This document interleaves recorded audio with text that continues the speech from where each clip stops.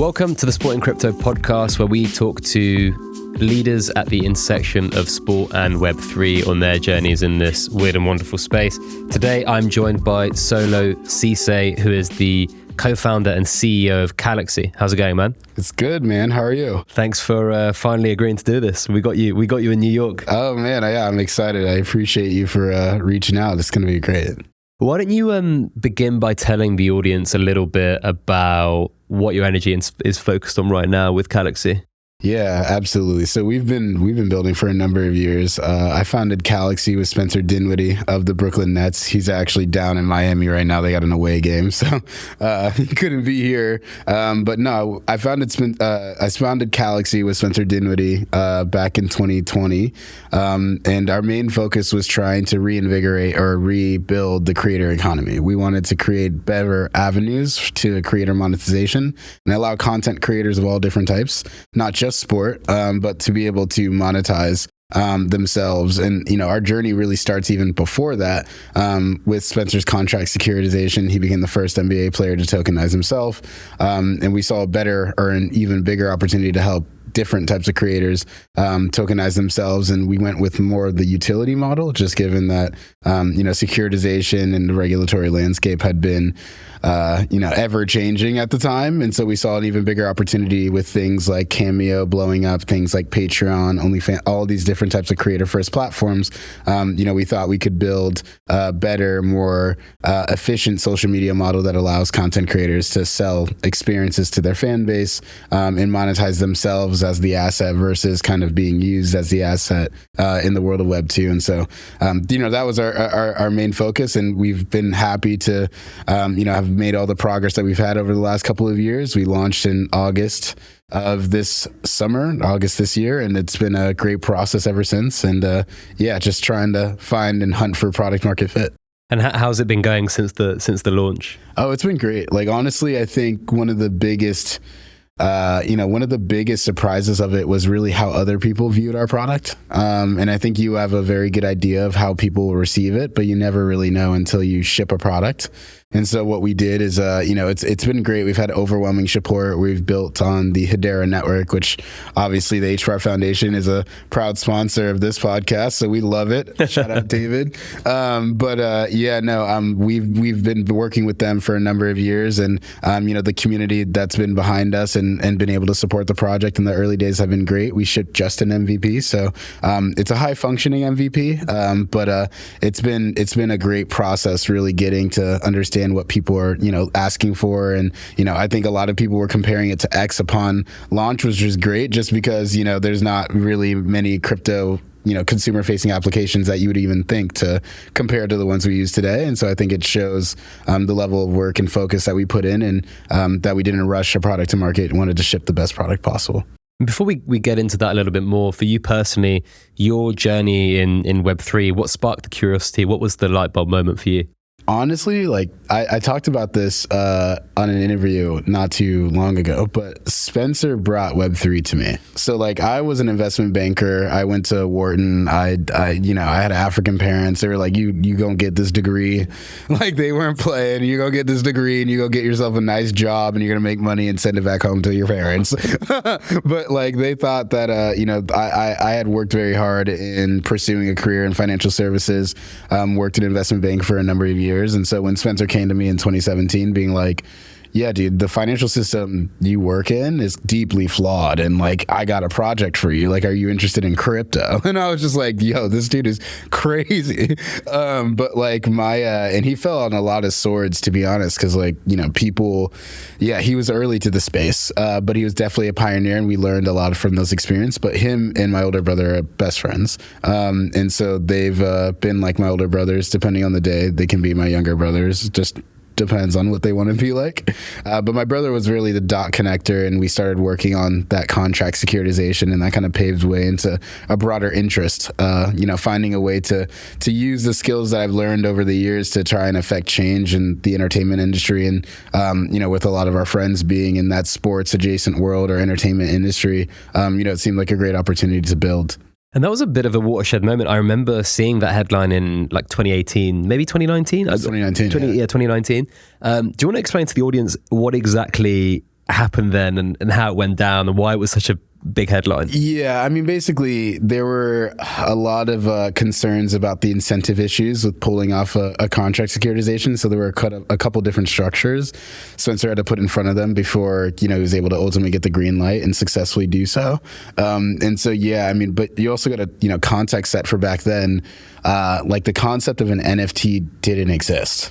Like it did exist, but it didn't exist. No one was calling it that. No one knew it, and no one was calling it that. And so I think when that had happened, there was just a ton of. And I think when you ever have change or changes coming, you're going to be met with a lot of restriction. You're going to be met with a lot of pushback, and I think that's what we experienced early on in those days. But I think his contract securitization actually made way and gave way to a whole different level of excitement for the world of digital assets from the NBA. Like things like Top Shot, which Spencer was also an early investor into them, were able to come and really change the way in which people view the fan experience and how essential these decentralized technologies can really be to improving the fan experience, which is relatively speaking hasn't changed since the introduction of social media, maybe over the last 20 years. And so I think that definitely was a big role in it. I want to touch on the fan experience engagement, how decentralized technology can play on that in later bits of the show. But just before we talk about Calaxy, why is decentralized tech such an important paradigm shift in your eyes? In my eyes, I think what it does is, in the world that we currently live in, it is very difficult to find the tools to do anything around the world of community or building a business or anything like that. I think decentralized technologies are a rocket ship towards a world where all that stuff becomes turnkey. And I think one thing that's very important, especially in the world of sports, and you're thinking about players and their ability, they have a fixed amount of time that they'll be able to do athletics. And I think what's really important and what you've seen over the last couple decades is the rise of the athlete influencer, the athlete as an endorser, or athlete as a brand. Or an investor as well. Or as an investor, yeah, exactly. And I think when you think about from all different parts of that coin, the importance of an athlete being able to create their own platform, but not only create it, but also really own it and be able to make sure that there's a certain level of, stickiness to what they've built versus the flippant world of social media where things like Vine come and go. And all of a sudden, if you had 5 million followers on Vine, did you really have 5 million followers if they could be gone at the instance of the platform being wiped? And I think that's the world that we all live in today. And I think that's going to become an increasingly important concern for people as they look to, really build that next step towards, financial independence and really owning their image, their likeness, in a way they've never been able to before, because the social media model we currently use today is so antiquated.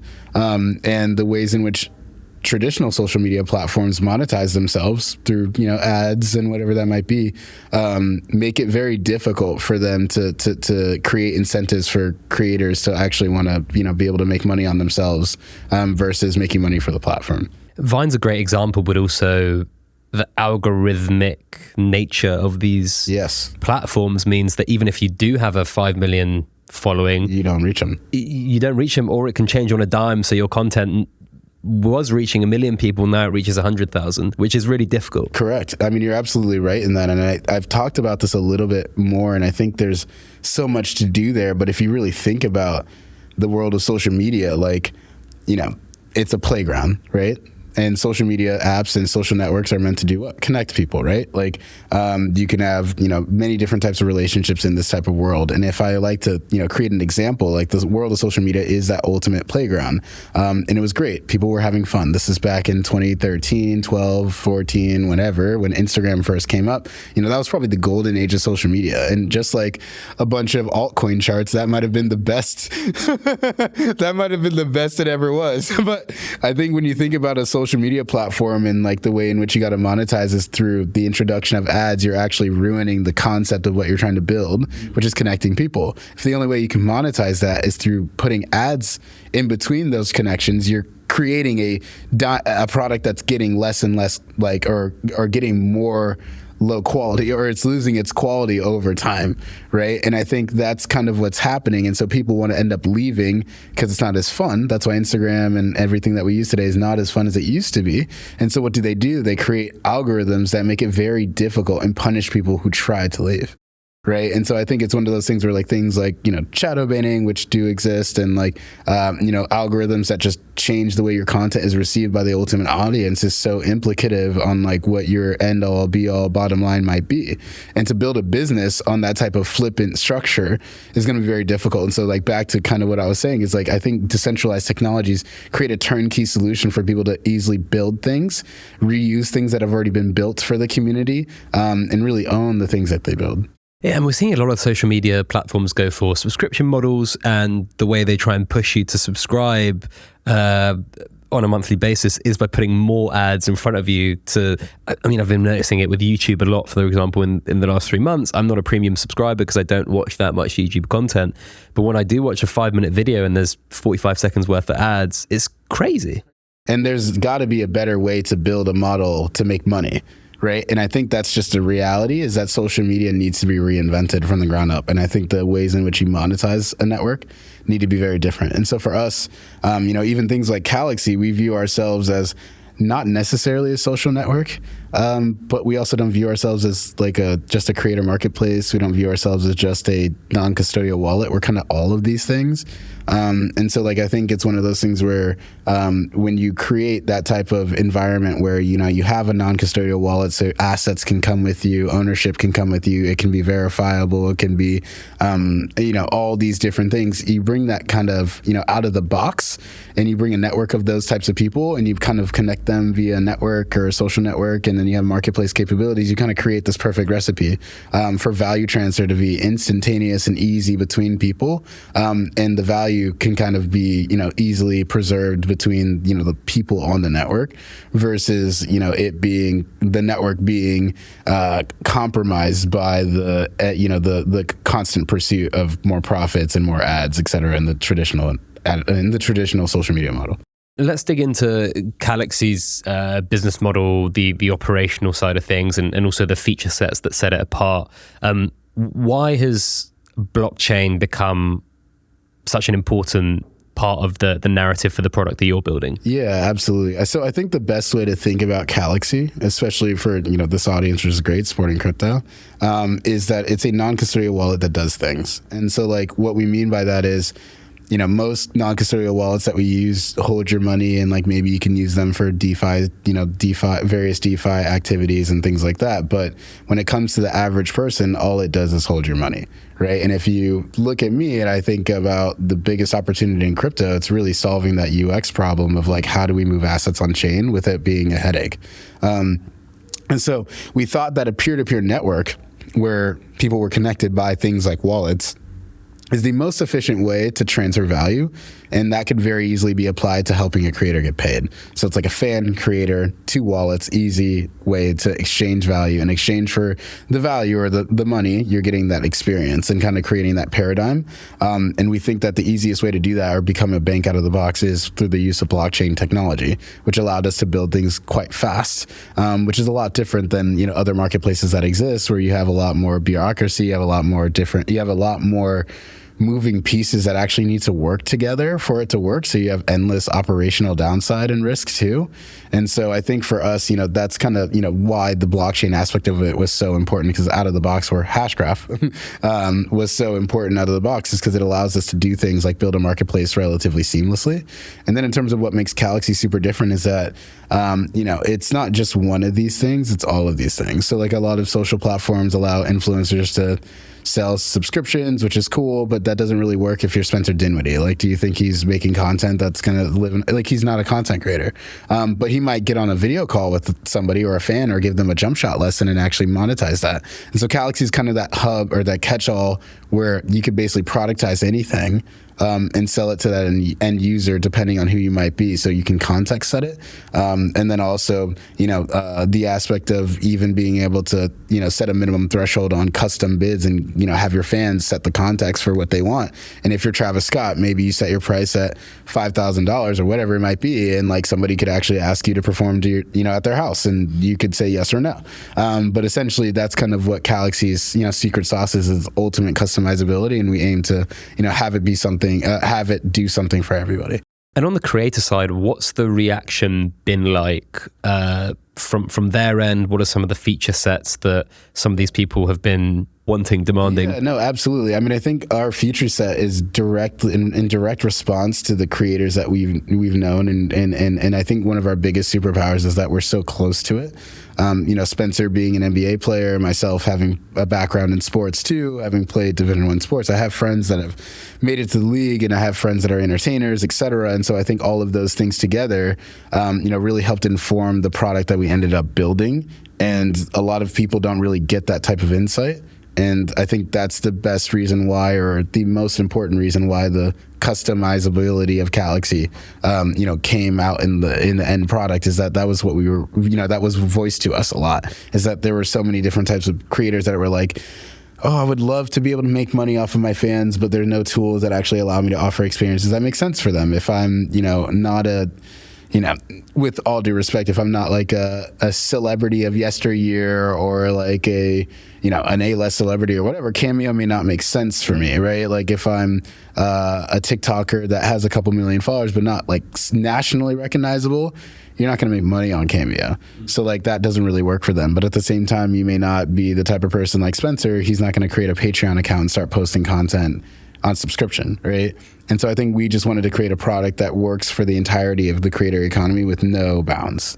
And in terms of where you see this developing in the future, is it that just like iterating on that feedback loop, or is there a specific North Star that you're building towards?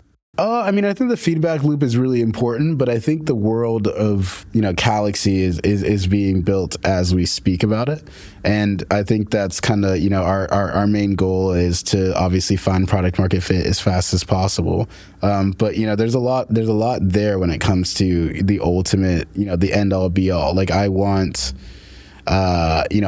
somebody to use Calaxy to ultimately decide where they go to college and monetize that decision. Like in the world of NIL and stuff, if you're the top 5-star recruit, what's stopping you from being able to ask your fans, like, do I want to go to Ohio State and Michigan, $1 per vote? Like winning fan base wins. And I raise $100,000 because I just am the 5-star recruit. That's a world that's not too far away, and that's the one I want to build towards, where ultimately anything is possible, and content creators aren't beholden to the platforms that they build their content on.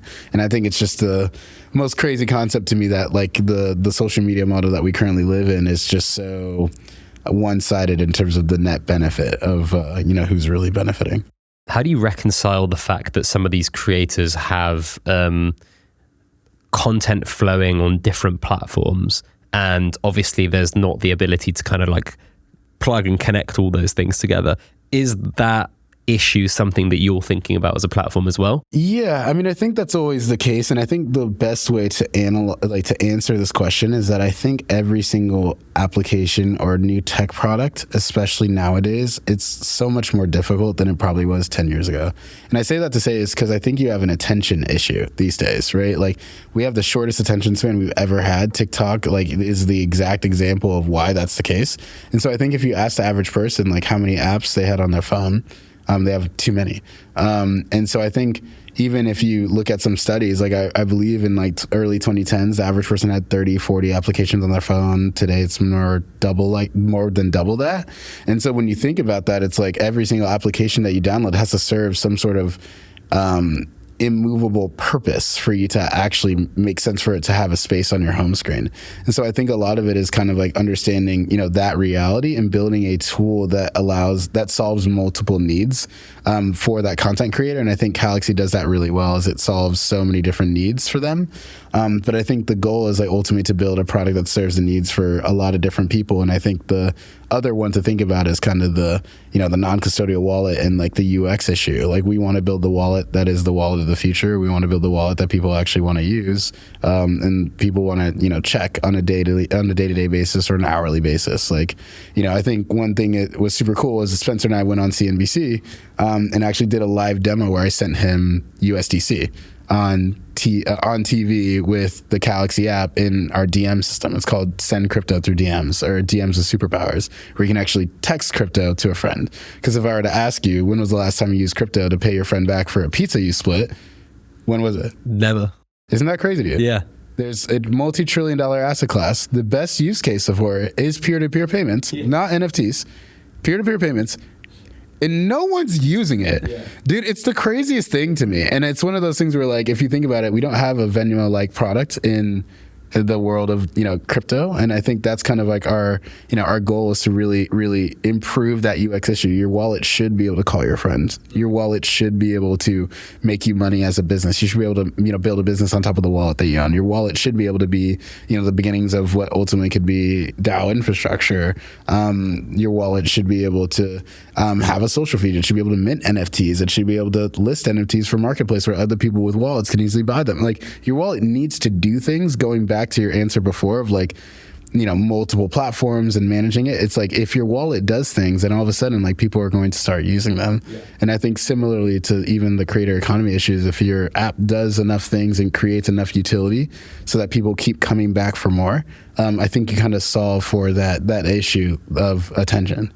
It's really interesting. I mean, how do you reconcile the jeopardy that there is with self-custodial wallets, the likes of MetaMask, etc., people signing the wrong things, people getting hacked, etc., etc. You're talking about building entire platforms, environments, economies around those things. That how does the security side of things ladder in? I mean, I think I need some help from Dr. Lehman Beard.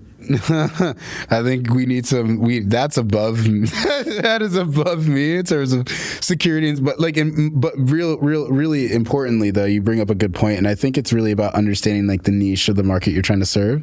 And so I think for us, we think about, the iPod, for instance, right? Do you remember the iPod Shuffle? Just about, yeah. Didn't have a screen, didn't have anything or whatever. There's a lot of different types of iPods that made sense for different types of people. And similarly, I think wallets need to have different types of user journeys that make sense for different types of people.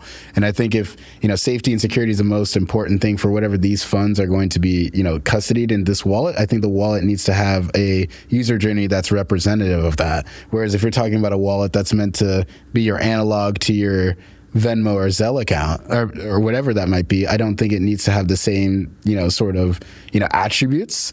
And so I think that's one thing that's important and top of mind. And, secondly, it's also, us being, very, very prudent about who we try to, partner with. And, we aren't if we do a lot of things, or if we try to plug into a lot of different things or solve or have a lot of different use cases, we can't be builders of everything. And so I think it's finding partners that have expertise in, whatever, field it might be, or whatever sort of partnership you're seeking to help accelerate your product is kind of like, the other aspect of this too is partnering with people who are better at, this than we are. Let's shift gears slightly and talk a bit about what we were discussing before in terms of the fan experience and how that hasn't really evolved through the internet developing. And I think that is partly because sports teams and leagues haven't spent that much money on their own infrastructure, and they've utilized those platforms and silos that we've talked about in Facebook, Instagram, and Twitter, and so on and so forth. Where do you think Web3 has a real opportunity to kind of disrupt that and bring some of that fan experience to the modern day? Yeah, no, absolutely. I mean, I think the example I mentioned even earlier about like being able to pick the school you go to, like I think that would be amazing because there's so much untapped potential. I think there's so much gamification in like how you might get people so riled up about these kids coming out of school and like wanting to improve their teams, and the school spirit that would have that would create could be very interesting. I also think in terms of the modern day athlete, we're seeing that you have to be versatile and you have to be able to, you're going to have to address the business side of things off the court sooner than ever. Like NIL as a concept is super important. I think these tools help the other 99% of people in NIL that aren't going to get Shedeur Stander's money, right? Like you're not going to get the number one or the A-list money or Angel Reese money, whatever it might be. Those people that are outside of that category need decentralized technologies, and they need the ability to build their own platforms, because that's going to be how they continually, ongoingly make money off of their time in sport. And I think a lot of times when you talk to athletes, the calculus shouldn't be like, how do we make your time during sports the best? It's like, how do we make this work beyond the time that you put on the jersey? That's a really good way to encapsulate it. I mean, I've been pitched a lot of direct to fan propositions from the athlete side of things. And a lot of them, I think, are focused on onboarding athletes through rights deals and so on and so forth, and people raising or preparing to raise a lot of money to then get those athletes to become the funnel for their platform. But obviously, like what we're discussing here is creating almost the tooling and infrastructure to provide the athletes to do that without that kind of like faux incentivization model, which isn't really sustainable. Yeah, absolutely. I think if you think about it, even social media as of today it's a tool for a lot of people, and it's still a tool for athletes. It's how they get there. It's like where they communicate to their audiences. It's a central place for them to not own, but for them to interact with their audiences. And I think, the tools at which they need to be updated based off of where we are in life and society and like where people's interests are. And I think there's a lot to gain from it. I think you see that as evidenced by, all of the success that's come from, the world of Dapper Labs and, and like how they've been able to do, so well with all of their projects across sports leagues. And so I think for us, I think the next frontier is really about having all those tools be turnkey so that everybody in the world of sport can easily profit off of their time in sport. I want to talk a little bit about loyalty in Web3, because that's like a big buzzword right now. Like people are building applications to supercharge loyalty programs using Web3 technology. I mean, Starbucks, Odyssey, Lufthansa. We've also seen .swoosh by Nike do pretty well, Alts by Adidas, etc.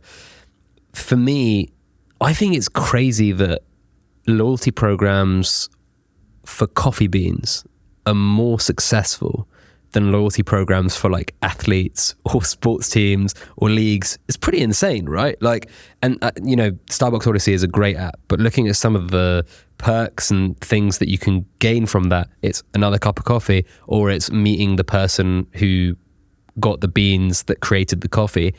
Those things are great. But the one thing that people are more passionate about than anything is sports. And it's bizarre to me that the product market opportunity there is huge, but it's nowhere near the market fit. And I think people are doing it wrong.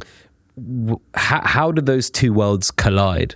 That's a loaded question. It's tough though, because you're exactly right. I mean, I think the world of sport, it makes so much sense. The world of sports, the world of gaming, but even gamers have such an aversion for digital assets. Like we were just at TwitchCon not too long ago, and like NFTs are like the word NFT is banned at TwitchCon, like entirely. Actually banned. Like actually you can't do anything with NFTs there. It's actually nuts.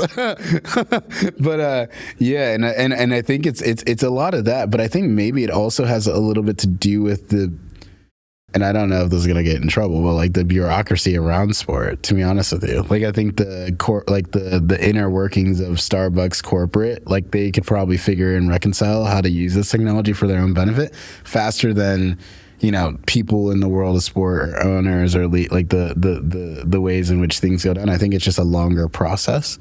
I think it depends also on, the leagues too. Like the NBA is like a very, very forward, embracing league of new technology. So I think they're a little bit ahead, but yeah, I mean, I think it also has to do that. And lastly, I think it also has to do with just the experiences that the digital assets unlock.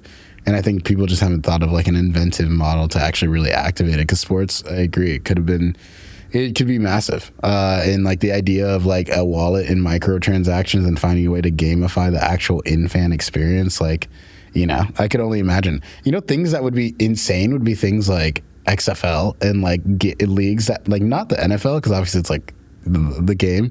But what if they gamified it so that like if people are like, is that a bad call? It's like, I don't know, stakes some crypto, like reverse the call, or like the audience could really get into it. I don't know, like the fan experience could be so insane if people could do that. If it were a little bit like kind of like Mario Kart, but like not at the same time, so it wasn't completely luck, but like, A good quote from someone we had previously on the show, Nigel Eckles, who co-founded FanDuel, now co-founded BetDex and Volt respectively.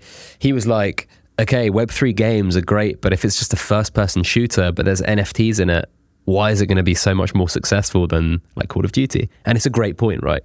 And so if you do have a sports league that just incorporates Web3, why would it be any more successful than it has to be something like out of the box and completely different, which is why, you know, when you give the example of people like staking tokens or sending $1 to a college athlete and deciding whether he goes to this college or that college, it seems kind of alien and weird, but almost like the out of the box solutions and thinking it might not be the thing, but it gets you closer to the innovative new product market fit. Yeah, exactly. You're exactly right with that. And I think the world of, you know, sport, there's so much undiscovered like territory. There's so much unventured land like that we haven't gotten to. And I think that will really change in the future. And I think when we start to get those use cases, you could really start to see some, you know, development in there. But you're 100% correct. I don't know if Grand Theft Auto, I hear that they're actually going to. There's always the rumor, but I don't know. Say like, I don't know, but like that'd be really cool. If like,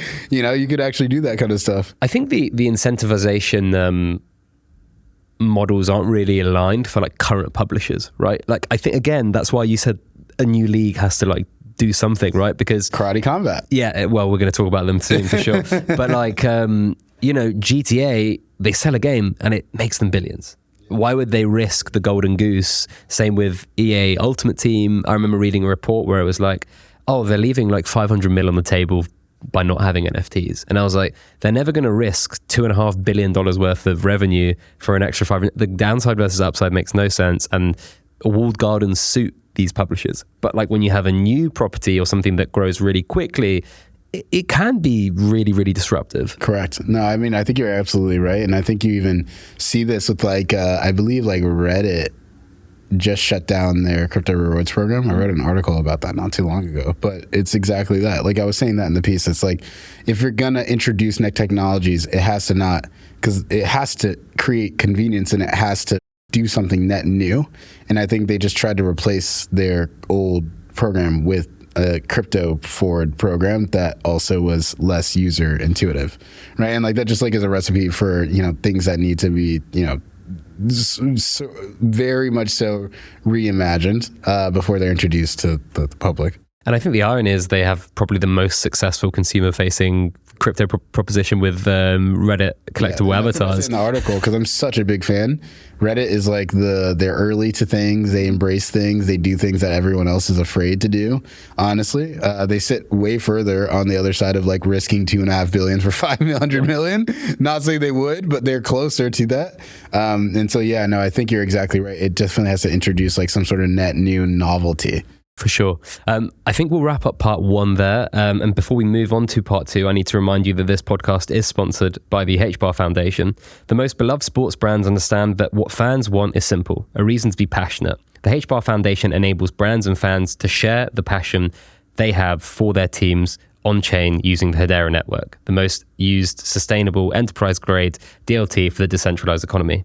Visit linkedin.com/company/HBAR Foundation to learn more and get the latest HBAR Foundation and Hedera network news.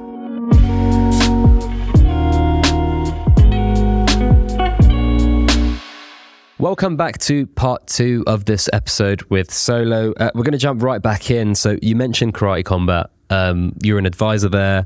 I've been speaking and working with the team for a little while as well. Dave's and Co are great. I've been to one of the shows. It's a crazy experience, really brutal. I trained martial arts myself when I was young, but like even seeing it's just insane. We were talking about kind of outlandish, crazy propositions that have to be outside the box enough to potentially succeed and innovate and disrupt. Why do you think this project is a special one? Whew. I mean, I think the Karate Combat guys, they just do things outside of the box, and they're legitimately just trying to find ways to improve the fan experience. And I think that's that forward-looking, that forward-looking approach to integrating decentralized technologies into what they're doing is just going to be so much more better received than people who kind of do so after the fact. And I think they just built it, they built it with good intentions. They built it, they didn't rush anything. I feel like they did their best in trying to actually solve a real gamification issue in the world of fighting and combat sports. And I think when they did so in such a, nice and novel way. I think it was, the launch of Karate Combat brought about so much it reinvigorated the entire Hedera community, and the entire crypto community. You saw everybody, down at, I think it was Bitcoin Miami. They had their huge thing they had their huge event that they had down there, and everybody was talking about it. And, I think they, really set the bar for, what it really takes if a sports league is really going to, seriously try to look to integrate these technologies. A lot of people have tried to do the DAO thing in sports, and with not even a modicum of the same success. Link's DAO, Kraus House, and a few others have found some success to varying degrees. Why has it been so difficult to kind of instill this decentralized autonomous organization vehicle to this industry? I just think it's unfamiliar. To be honest, I just think people are afraid of things that they just don't understand. And that's just a reality. And I also think there are reasons as to why it will take a lot of time not a lot of time, but I think it will just take some time, or people that are really able to cut through the knife. And I think Karate Combat, they've done a great job at trying to really lay the blueprint for what this could look like. Definitely some ways to go and like educating people about it. But I mean, I think in terms of, the brand and how they've been able to introduce it to their fans, it's great. And I think you've seen that even earlier with Top Shot and like the way in which people really enjoyed, this fan experience, and analoging it to things that they understood already made it easier for them to pick up and use the product. Yeah, I mean, Top Shot's a great example. We've seen success from Sorare as well, and a few others. We've got the DAO side, the collectibles, the gaming. Sports kind of cuts across almost all of those things, and Web3 is just also horizontally disrupting all of them. Are you surprised that there's not been more success at the intersection of these two things? No, I mean, I think the market cycle honestly had a lot to do with it. I think a lot of people left the space. I think when crypto asset prices went down to where they were, I think a lot of the people at these institutions and the people that had the ability to be dot connectors and really push these things forward lost buy-in from maybe the people in their camp. Like, the advisor that they were able to convince, like, this is a new technology that we should take a look into. They look at Bitcoin's price and they're like, this is not going to exist. And so I think that is definitely what probably has a lot to do with it. But I think as we start to gear up and, go into market cycle, for better or for worse, we're going to have a lot of new friends that come into this asset class. And I think that will help push, adoption forward, and that reinvigorated interest in the asset class will make the opportunity a lot more clear to the people that have the power, to the people or the powers that be, to really push those agendas forward. There's a certain level of like, yeah, I wish it would be a little bit more successful, but I also understand that it's like quite early where we're at in these technologies. And I just think early is so much. I think things are just going to take way longer than they used to, just given to, where we are and how deeply rooted we are in the way in which we currently do things. And so I think people just need to have patience, prudence, and, continually see things through. And the fact that there's not really a correct blueprint, right? I remember when the Starbucks Odyssey thing happened, or when Nike bought Artifact, these start to become small reference points for execs at these big brands to be like, okay, this has been noise, but if those guys are doing something, we should be paying attention. And sometimes it does take those small, in retrospect, small moments, but at the time, big ones to kind of capture enough attention to get people on the other side of the fence. Yeah, no, absolutely. I mean, I think it's gonna be that. It's an education thing too. I think also, and then also I think innovation takes time. Yeah. And I think we just, the beauty of decentralized technologies, the beauty of Hashgraph, the beauty of these things is that we are not sure what the best use case for it is right now. And that's what I was saying earlier. I think the best use case for crypto is peer-to-peer payments right now, personally, in terms of what I've seen, but we're not currently using them. But I think in general, that's what I'm most excited about this next upcoming bull market, is that, we will see the use cases that may not have seen the light of day for a myriad of reasons over the last couple of years. And I think that unknown factor is honestly what I'm most happy about, just because I think, that's going to be, another X factor here, is like everyone that's in crypto right now that, everyone that's in crypto right now has been in crypto. they're sticking with it. It's a bit of an echo chamber. So like, of course, there's a lack of innovation and new concepts and stuff because there's not new people entering the space. But I think as people start to come back to the space, we'll see opportunities for new use cases and more imaginative concepts come to play. Backtrack a little bit. This is a question I was just thinking about as you were saying that when you're speaking to big partners and potentially big brands or big creators, what are some of the big hurdles that you have to jump or that you have to clear to convince them that this is a good idea to partner with you and Calaxy? I think the number one is honestly just awareness. I think, and then also just the stigma of digital assets. I think that still lurks a little bit. I think people are getting a bit more open to the concept of it, but you always have to, even if people love the idea, they love the branding, they love the videos, we have a pretty nice, robust brand image, and it's unassuming. When they start to understand the inner workings of things, they want to know more. And I think it's more of an opportunity, really, but I think it's just the inertia that is going to be required to really push those people over the edge is something that is a bit unique, just given that if you are everything Calaxy is minus DLT, which probably arguably makes it not Calaxy at all. But hey, in the eyes of these people, it would be a lot easier to explain them the concepts of it. But the issue is that obviously you don't get all the benefits of DLT. And so I think that's, definitely the biggest challenge. But again, I think it's really having great answers for the benefits of why you need the technology. And I think there's not enough people in our space that are building for the why, right? And I think that's kind of, challenged by a number of things. Like, why is it so difficult for me to send you? Like, why can't I just text you crypto? Like, that's kind of like how our idea even for send crypto through DM came out to be. It's like, I can't remember the last time I used crypto to pay a friend back. I'm an expert. I sit here and talk about crypto 8 days a week, and I don't use it. Like, that's what I was sitting here. I'm a fraud, bro. We're all frauds. How is that possible? We are experts. We don't use it. Like, let's solve that issue, and that kind of thing. And I think people just need to start building for that, just because I think there's so much promise, but there's too many people thinking about the promise and the what ifs and the asset prices. There's not enough people thinking about building things that actually make it easy to use. Building for the why, it makes so much sense, right? Building for the why. I mean, the reason why I love the Reddit example with collectible avatars is because you had static profiles that with one small unlock with assets on chain, it just completely overnight, boom, like people just got it. They were like, I can buy this thing, and if I don't like it, I can trade it for something else. I can sell it. It's just amazing, right?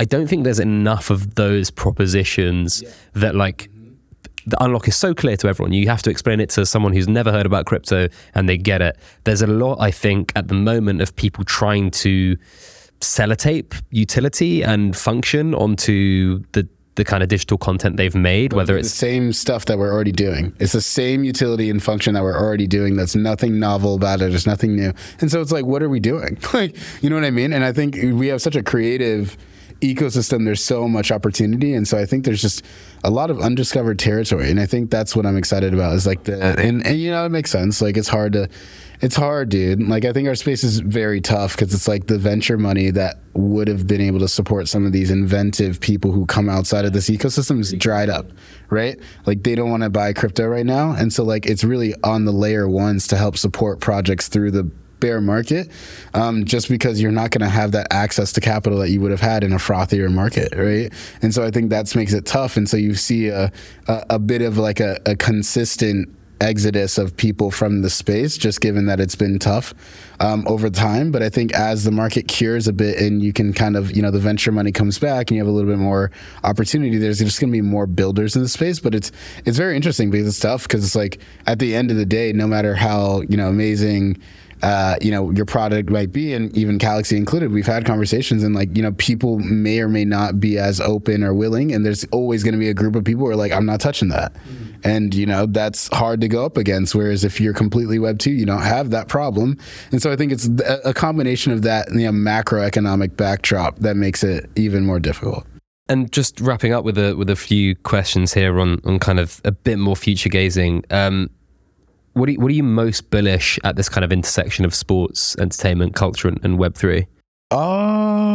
I'm most bullish the creator. Like I'm most bullish the actual players and how they use these technologies. And I think what I'm bullish about are the tools that are going to arise in the next 18 months that make it really turnkey for a lot of people in consumer settings to use it. And I think the retail focus is going to be really important. Like retail use cases in the world of sport are going to be key. I don't think it necessarily lives at the it kind of lives at the enterprise level, but I think it's one of those things where it has to touch the fans. It has to be very much so geared around that sort of fan interaction.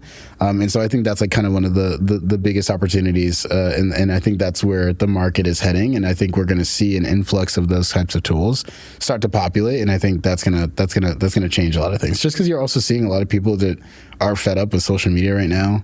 They're fed up with the way in which they, currently monetize, their business and all these things. And so I think as people come back into the space, as capital comes back into space, the inventive, people come back into space, we'll start to see solves for those issues. And what do you think's being overhyped? Overhyped. It's tough because I feel like in the bear market, everything is kind of like everyone's depressed and stuff. Yeah. I think just the reliance on, and I hate to say this because I'm not saying it in like a bad way, but the reliance on like NFTs saving this technology need to go away. I think, like, you know what I mean? Like, I feel like NFTs are beautiful technology. We use them. We love them. Calaxy uses them in so many different ways. We could talk about it all day. Underneath the hood, there's so many parts of that. But I think in terms of, what's going to bring people back, I think it's going to be so much more than just NFTs. NFTs right? And so I think relative to everything else or whatever that and is, I think the level of focus and stake we put into the entirety of NFTs, I think it just needs to be, there's so much more to the world of, I always say this, there's so much more to the world of crypto than NFTs. If that's what you think is the best use case for us, or if you think that's the saving grace of this technology, you don't understand the technology. To be fair, it is probably the most successful consumer-facing primitive within this ecosystem so far. Absolutely, for sure. And I don't doubt that. I think there's just, when you think about the reason as to why that's the case, it's because the access point. I think the wallet's just tough. I think people need to get around finding but if you could find ways for people to, because right now sending fiat is disturbingly easy. Like you can accidentally send fiat to somebody. Get your phone in your pocket, 2 buttons, boom, you just sent $12 to your friend on Zelle. Like you can actually do that. Crypto is not that. And so like I think when you get to a world where the products get a little better, I think the possibilities of how people might end up using them and what's possible to be built will be different. Like I think it's one of those things where like, we Calaxy view ourselves as like that social wallet, the wallet that does things. And I think, I say it like this, but, up until now, like wallets are things that you bring places. Like you bring your wallet with you where you go. That's the beauty of crypto. Calaxy is the wallet that takes you places, right? Like it's a wallet that takes you places. It's the wallet that can call your friend. It's the wallet that you can have the best experiences of your life. And it's the wallet that allows you to buy experiences. It's the wallet that allows you to mint NFTs. I think the idea of the wallet being able to do things is going to be a very big, important thing that drives usage. And I think on the back of that, what's possible, is quite endless. So I think, you're exactly right. NFTs, big fan, love all the NFT projects, shout out Dead Pixels, Hangry Barboons, all these projects in the Hedera ecosystem that are big supporters of us. We love them. But I think it's more about like what you can do with these NFTs, what you can do with crypto in general, digital assets as a whole. That's going to be the most exciting. And then a final question. What are crypto skeptics right about that this space needs to get better at? Usage, like legitimate usage. Like they're right. Like I think there's so, if you really look at it on paper, trillions of dollars in the asset class that most people aren't using, it's disturbingly overly invested in relative to the level of development that we've or usage that we have, which is a lot how most early technologies are. Like you buy into early tech companies, like they aren't profitable whatsoever, and yeah, for sure. But I think there's a level of like, we really need to have more people thinking about these critical usability and scalability issues, not just from the layer one side, but also just from the access and the hardware side too. And like the custodian side and all these different types of things. I think that's going to be important. And like, yeah, the skeptics about like, do I want to know my seed phrase? My funds are gone forever. Like these things they're right about that because people just don't care about it. And, me personally, and I know we spoke about it, but like my parents are, from West Africa, and the way I view the world of crypto and like how it can solve so many different issues in the developing world, both, in Africa and Latin American markets, wherever it might be. I think with that perspective, I see how transformative the technology can be. But if you live on this side of the world or in the developed market, like, you can go to Bank of America and do everything you need to do, and it's easy. And like, you don't introduce a net benefit by downloading a crypto wallet yet. You have a wallet, like your crypto wallet presently to the American person is just like your digital wallet that doesn't allow you to buy anything. Yeah. It's laughable, but it's true. Yeah. And I think when that starts to change a little bit, and like the need for a wallet, maybe because your wallet is like the place that you also go back to hang out with your friends, and it's the wallet that, you have your chat rooms in, and it's the wallet that has your marketplace stuff that you like to buy, and it's all these different types of things. I think the value proposition of the technology as a whole starts to change. Yeah, and the ability to plug and play with that wallet into different platforms, but if the platforms aren't there, then the incentive to get that wallet in the first place is not there. Correct. And then conversely, what are those skeptics wrong about, in your opinion? Everything else. Everything else. I mean, I think this is the opportunity. We are on the precipice of the greatest value transfer, or the greatest transfer of wealth ever in human history. I think personally, the growth of the crypto asset class will honestly create so many different avenues, and I think ownership is very important. I think the world of how censorship and like the world we currently live is continually aging itself really fast in front of us. We see that the world that we currently live in doesn't fit where we're aimed to go, and I think blockchain is a very critical solution to that world problem. Otherwise, I think you could think about so many different, and this is like geopolitically, this is like whatever, this is like wars, this is like, I think there's so many different things. If we live in the world that we currently have, I think society is like, I mean, not doomed, but like, I think there's a lot more at stake. But I think once you start to increase, financial inclusion, access to resources, and I think blockchain and even AI solve a lot of those issues. I think that's the biggest opportunity. I think skeptics would be, foolish to not recognize or acknowledge. Well, we'll end it on that positive note. Thank you so much for listening, consuming the content, however which way you've done it. Solo, where can people find out more about you and Calaxy? Absolutely. I mean, you can follow us on Calaxy. You can follow me at Calaxy, at Solo on Calaxy.com. Easily to install us. Save it to your home screen. You can follow me on Twitter at Solo Ceesay, on Instagram at Solo.Ceesay. I appreciate you for having me on the show. It was a great one. Excited for next time. Yeah, appreciate you being a great guest. If you haven't done so already, you can subscribe to us via YouTube, Spotify, podcast, or you can subscribe to the Sport in Crypto newsletter at sportincrypto.substack.com. Just remember that none of what we have said today during the show is financial or business advice, and this content is for informational purposes only. Web3 is underpinned by crypto, and crypto is volatile, meaning you can lose money if you are buying these assets personally or as a business. Where we are recording right now in the US, the majority of crypto asset companies are unregulated. Thanks so much once more for consuming this content. We'll have more Sport in Crypto for you next time.